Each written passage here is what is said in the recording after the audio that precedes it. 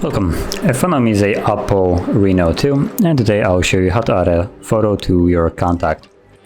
To get started, you want to open up your phone app, then navigate into contacts, where you can choose the contact that you want to add a photo to. So I'm going to choose mine, then tap on the edit, and tap on camera right here, where you will have two options, either to take a photo right now or select one from your album.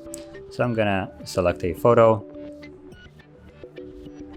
and you can see that there's the photo that I want to use. Now I don't have very many, so I'm just gonna tap on it. You will see then an option on how to crop it. So you have two different apps that you can crop it with, either the photo app that comes from OPPO or the Google.